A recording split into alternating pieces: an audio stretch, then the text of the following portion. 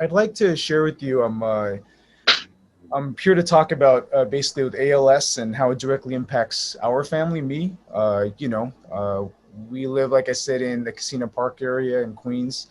I'm sure you and Mark already know some stuff about ALS. You know, the Ice Bucket Challenge, which had huge PR in 2014, and Mhm. know the basics about it. Um, also our family as well, we heard about it and we're like, oh, the Ice Bucket Challenge, it's a pretty cool thing. But we this sinister disease started to it kind of creeps up on people, and it just slowly kind of like your hand kind of feels a little weak, or your toe might have a little drop, and your calf Mm. might feel a little funny, and you might go to a podiatrist or a PT, and this thing literally sneaks up on you in the truest Wow. sense that you never will see it coming. You will get misdiagnosed. People will never assume it's that, because why would you Yeah. assume the worst? Um, it is 100% fatal. There's absolutely zero cures for it, and it's in within 2 to 5 years of diagnosis. Mm. So it could be in 2016. You could imagine doing something, and life expectancy is set to be up by around this time or 2021. Mm. Is really how it is. And the unique thing about it, it's been over a century and a half that since it was first documented, and there's still no cure for it, despite it, kind of being recognized. So this is what I know, what I also knew, kind of just like standing afar from ALS, and just what I was told back in 2014. Um, how it's a little bit about us, and I'm speaking more specifically to my sister Mayuri, who has ALS, which is the reason for this call. Our parents were hardworking Asian, also we're from India. My mom, she's an ER doc at Queens Hospital Center on 164th Street. Mm. Jamaica. Father, he was an architect with the Board of Ed. Mayuri is very well educated. I don't know if you can see the third bullet point with the Townsend Mhm. Harris. Yeah. She's actually in your realm very much. She's in international Yeah. affairs. She's double masters at New School in John Jay, and she also was very civically engaged. At the Bloomberg campaign, and Yeah. despite her condition changing, as you can see, she's still very much on her social media puts out the vote. Yeah. And one of the Wow. votes were actually for you, because I was helping her fill it out because she can't use her hand anymore. Oh. So I'm like, so which one for this? Like Grace Meng? She's like Grace Meng, and I was like, okay. Oh. So, but she also is very experienced. She went on to live actually in the DC area. She lived in Tyson's Corner, Wow. Yeah. Virginia, and she was working at the State Department, and also had the PMF, Presidential Management Fellows Program. So she's Wow. very much in your realm, representative, and so very much Yeah. civically engaged from the get-go. Even back then when she was fully able-bodied, even now when she's not, she's always maintained that consistency of being civically engaged and also encouraging others to do that. Mhm. Um, so this is just kind of a brief, I just bullet pointed time. I'm not going to go through everyone in detail because you can see it right there. But I just Mm. mentioned 16 before.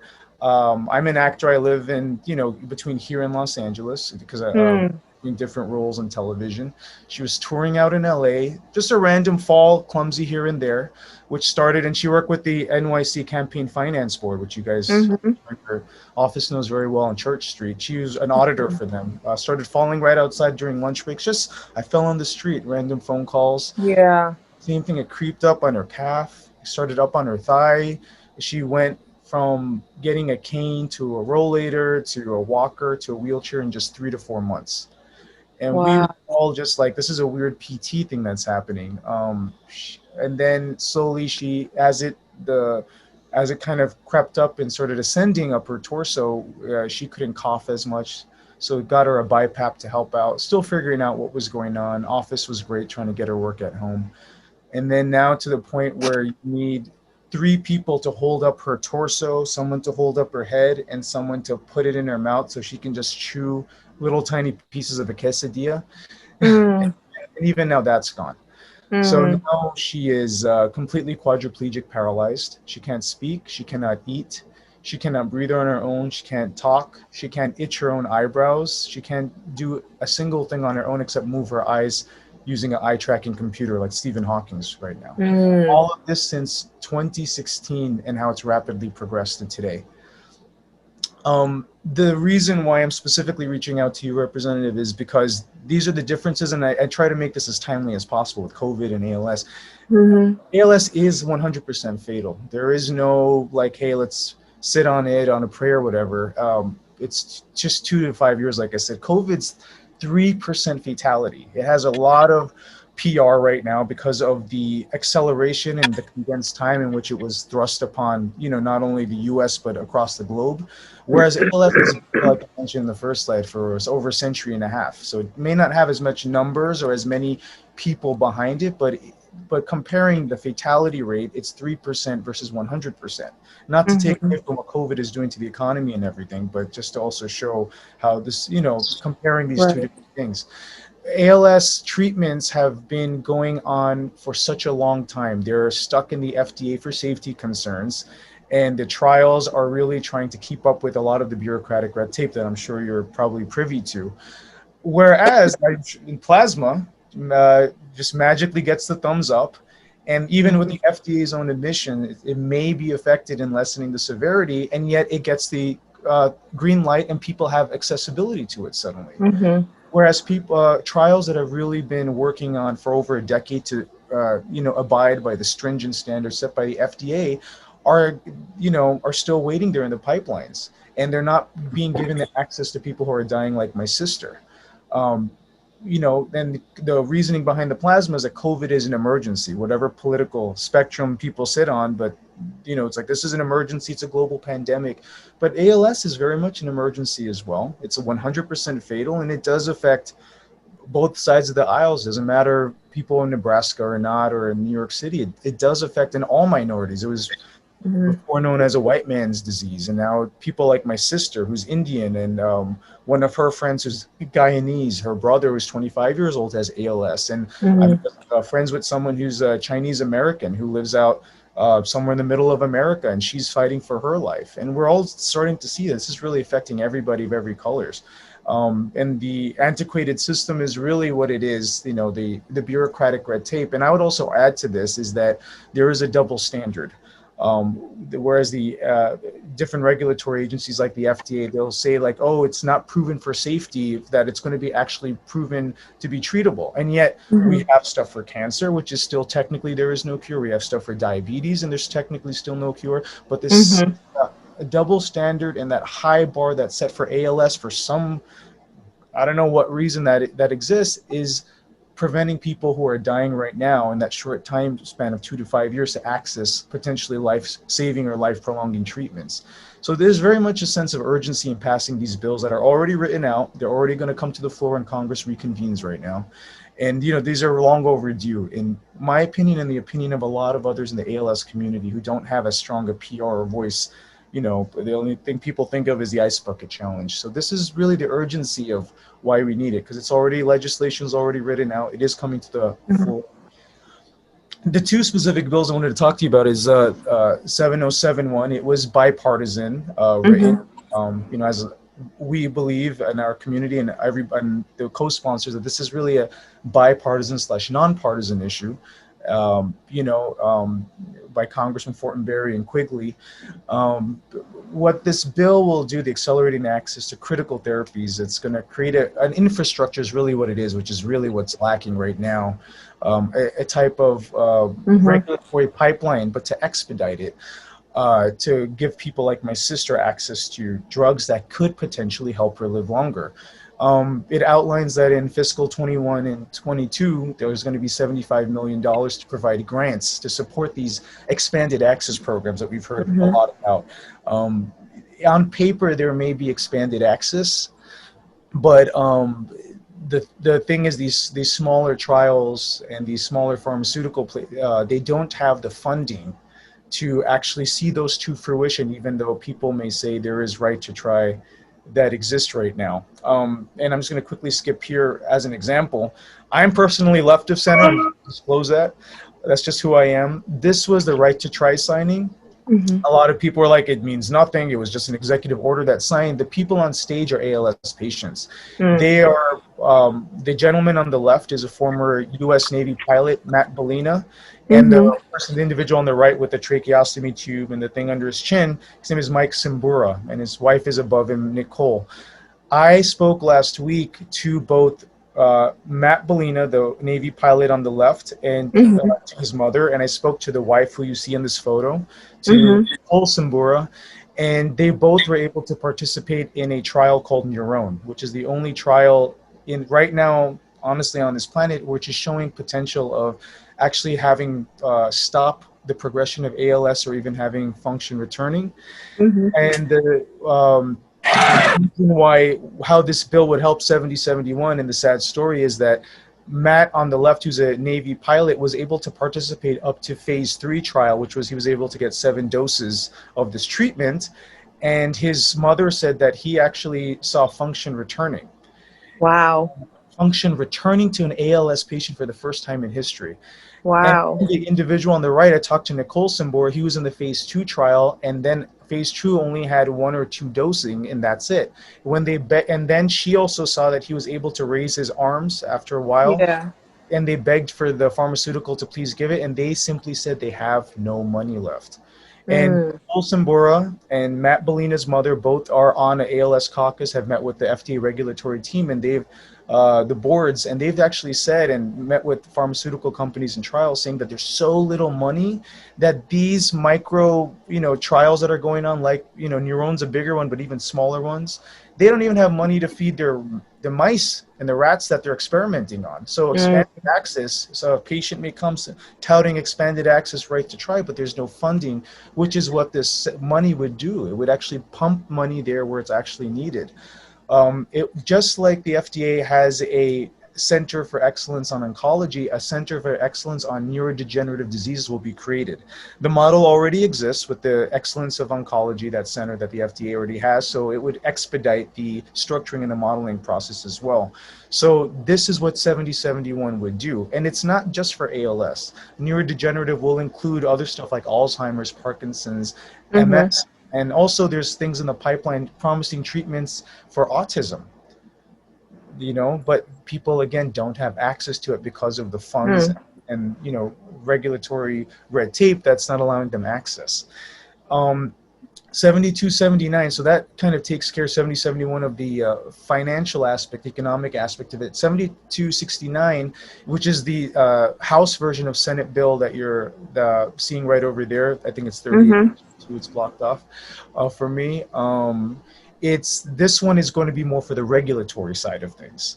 So, the Senator Braun introduced this in the Senate, and it would basically be attacking at speeding up the regulatory process so that instead of trials or patients having to wait 10 years for it to satisfy every bullet point that the FDA has an antiquated system of before it's actually released, it would have a provisional expedited process and a team to review so that people can have access to it now.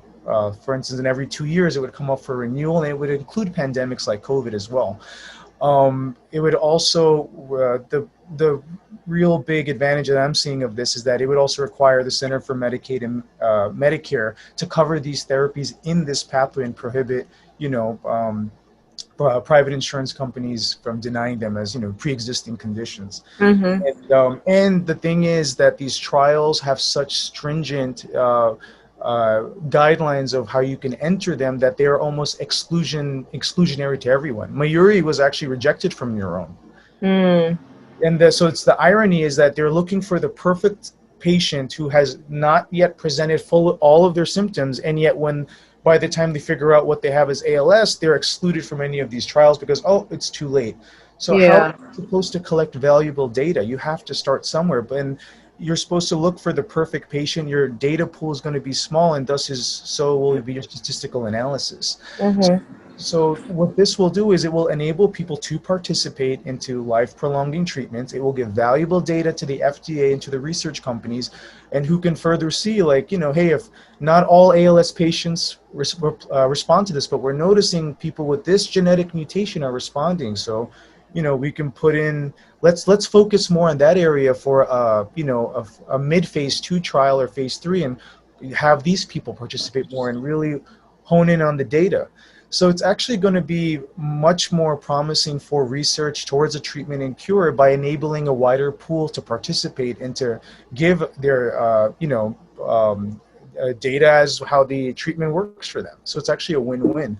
Um, you know, I've included just some resources for you just to help you out, which I'm also going to email it to Mark and to Jackie, and so Okay. they have a copy. But these are bipartisans. It has the full support of the ALS Association here. And I also wanted to show you this. Is there's actually a video footage, and I just went bonkers when I saw this because it was the first time I've ever seen in my life an ALS patient being able to stand after treatment of Neuron. It's just a 30-second, Mm.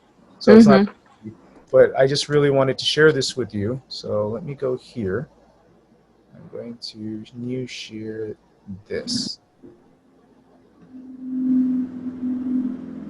You see I don't know if you see a YouTube. Yeah, I see it. Okay. Check this out. So this is after Matt Bellina, the U.S. Navy pilot. I spoke to his mother. She said that this is after he received treatment of the Neuron therapy.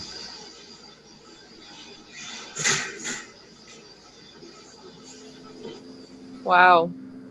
First time in the history of the world that any ALS treatment has proven to return function back to someone with a neurodegenerative disease like ALS, stuck in the pipelines, stuck for no other reason than just red tape, people being uneducated about what this disease is. And Wow. it's just sad because people like Mayuri are actually going to die waiting. She doesn't have any other ability to communicate or to wait around. It's robbed everything of her. The only thing left are her eyes and her lungs, which are also going as well. Her doctors are even saying that, oh, you've opted for a tracheostomy, and she's like, no, I'm worth fighting for. She believes in it. Mm. We and if you or your staff, your team had questions, Fortenberry and Quigley's staffers are more than happy to, answer the specifics to that. They know Okay. all about it. It's bipartisan, and also Yeah. if you wanted to be an advocate for people, in the ALS community, which are very small, these are the co-chairs on the bottom that I've outlined for you, and you'll get a copy of everything. And you can truly see it is really bipartisan. Right now, Yeah. you have around, I believe, 64 co-sponsors, and it's almost straight in the middle, like 31 Democrat, 33 Republican. So Yeah. we're straight. It's also a wonderful opportunity to reach across the aisle and form new partnerships in a time when divide is really a lot, as you can imagine right now. I also wanted to share some photos of our family because I just been yakking away about policies and stuff, Oh, and so it's us through the years. Um, wow. that's Mayuri when she visited me on the Paramount set when I was on a Fox show over there, and this just us being silly at home. But slowly it did start to affect her. So she is trying. She's a champion for her own self. On the left is she told me to drive her up. I dumped her in the station wagon, and we picked her up and put her in. This is her meeting a researcher for not in your own, but another smaller trial that never made it past, and yet she's trying to fill out the paperwork as her fingers are contracting, and she's Mm. really wanting to have access to it. And eventually, as you can see, just enjoying time at home as her breathing function decreases with her puppy. And ALS is not just ice bucket. People don't know. They just have the fancy pamphlets, even from the ALS Association, but they don't know that what it really does. This is what ALS is. This is Mm. Mayuri last month when she had a tracheostomy put in at the hospital, and this is how she spends her day on the right hand side. This is her in the bed. The only way she can look at me is by looking her eyes all the way this way, and in front of her is a computer. So the Mm. person that we saw who was civically engaged, going to GW in DC, working for the US State Department, is relegated to this in literally 2 or 3 years' time. Mm. When there is a treatment on this planet today, and she cannot have access to it because of, oh, it's just going to be, there's no money left or whatever the reason is. And she even says, even on ALS doctors who are, they're saying, yeah, you're talking about hospice. She's like, no, I'm worth fighting for. There's stuff out there, Mhm. you know? So this is really what we want. If you could, I'm really requesting if you could, if the team look into publicly co-sponsoring these two bills. I'm part of an advocacy team. We are in touch with a lot of different Congress men and women from across the country. Right after you, I have actually a virtual call with Senator Dianne Feinstein in California. regarding the Senate version of the bill. And a lot of the stuff I hear is that, oh, well, we have to see if it can wait till the next Congress or appropriations for that 74 bill. Mayuri can't wait. She's not going to be around. Her progression of her thing, the next thing that's going to go is her ability for the gas exchanges from the oxygen CO2 to O2. And no ventilator can force that gas exchange. That's a biological mechanism. She's going to die. That's the next progression of this disease. And what we're really looking for specifically is an accelerated approval for Neuron and so many others. But Neuron is the most robust one right now to complete the how much red tape they went through over many, many years. And they've even met with the FDA's counterpart in the EU to start buying land to open factories and stuff. And, and so that's pretty much it. And I just wanted to leave you with just a couple of, end with a couple of photos just showing you of people before and after, how they can be, like this woman, her name is Trickett, and she passed away in 2015 from ALS. This is Wyatt before. In 2019, he passed away from ALS. This Brett, people like him, just regular, go to high school with, passed away 2019. A mother, Sarah, passed away also in 2018. And Corey, you can see just like regular photos you pass by in anyone's house, passed away in 2019. And for the first time in my life I've ever heard of, honestly, Congresswoman, is the youngest ever, 16-year-old, diagnosed and passed away less than a year. So it does not discriminate of your age. Like people of different, nationalities also. I know I brought up pretty much people who are Caucasian, but I'm learning more and more as I'm going along in this journey as well. So I just wanted to leave you with that, and with all the concise data that I was able to, kind of combine and to talk, make educated reads and discussing with people who are really in the know and not just anecdotal, and to pass that on to you regarding the urgency of it is coming to the House floor. We do need momentum behind this, because if not, it's just going to be shelved, and, and people are going to try to put earmarks on it. And I know all of that stuff, how it works, but that was the reason primarily for me reaching out to you, and for my neighbor, Mr. Kohler, also joining in, because he's seen us grown up since we moved here in this house. We signed the house on 9/11 is when we moved in. And so he's been a good friend of ours and has seen us growing up, from me going to Bayside High to who I am now today. So, and we really want your support, and we just want to know, how can we know that we have your support, really? That's it, representatives. Okay. Can I say a few words? First of all, Grace, it's nice to meet you virtually. I've been an admirer of you and your work, and I just want to speak for Mayuri right now.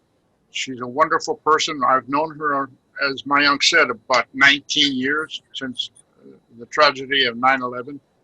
And she's a wonderful, warm, heartwarming, kind person, and she doesn't deserve to die. And what you can do to help would be greatly appreciated. Mayank has made a wonderful presentation, and I thank him for that. And I thank you, Congresswoman Meng, for your appearance here, and I hope that you can help us. So that's about all I have to say right now. So thank you, Grace Meng. Thank you. Thanks, David. Good to meet you virtually too. And thank you for the presentation. It was very clear, very helpful, very compelling.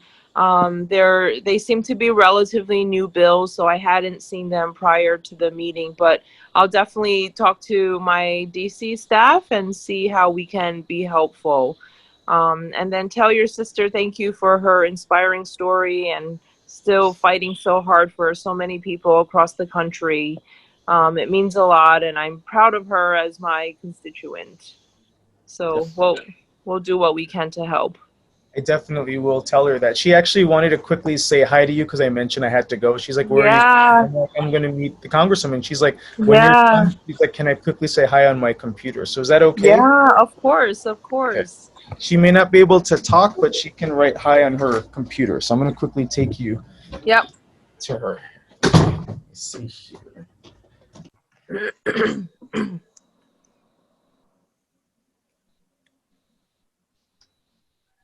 Okay. So Mayuri, this is Congresswoman Grace Meng. Hi, Mayuri. I'm so inspired by your story and by your work. I'm so proud to be your representative, and your work is so encouraging to so many people. I hope we can meet one day. I think we have a lot in common, like your brother described about your work and what you've studied and how you've served our country through the State Department. So thank you to you and your family for fighting the good fight, and we keep all of you in our prayers. I will. She's writing. Yeah. I can put this here, woman. No, no, No, no. yeah. Thank you so much. So she wrote that on her computer for you. So on her IV. Awesome. Yeah. Thank you. Thank you. This is my mother, Dr. Saxena, who works in the Queens Hospital Center. Hi, she- doctor. Thank you for your work, especially during this time. Thank you very much for being with us. It is very encouraging that we get to really talk to you in person. We just are desperate to get these medications through so that we can give Yeah. her and get better. Yes, definitely. We'll do what we can to help. And your children are wonderful, beautiful, and smart and talented. Good job. Thank you. I hope you will do your best to get the things through. We will appreciate, and also we will appreciate if you can tell your colleagues, Yep. other people in your group that if they can also support this bill. Yeah. Because we are like day to day we are waiting. We have been waiting for last couple of years. We Yeah. have seen her like deteriorating, losing the control of her one arm to other arm, and now in this condition. I really Yeah. pray that if you guys can do something to help her. Yep. Thank you, doctor. Yes. Thank you. Thank you, Representative. Oh, and Mayuri has a message for you. I think you Yeah. like the message. Yeah. Okay. Thanks for the elevators at the Main Street station. I knew we were on the same wavelength. Yep. So. Are they fixed now? Yes. You mean? Yeah. Yes, they are. Yes, of they course, are. Mama. We got 3 sets of elevators at 3 different train stops, but Mayuri, one day soon you'll help me get more. Yes. Oh, definitely. And yeah, but thank you so much. You know, she's used that elevator when she had more function and was working at the Yeah. FDNY also. So Wow. so she was. That's great. Yeah. But really, Congresswoman, just thank you so much for your time. Really. Thank you. Thank you. Keep in touch.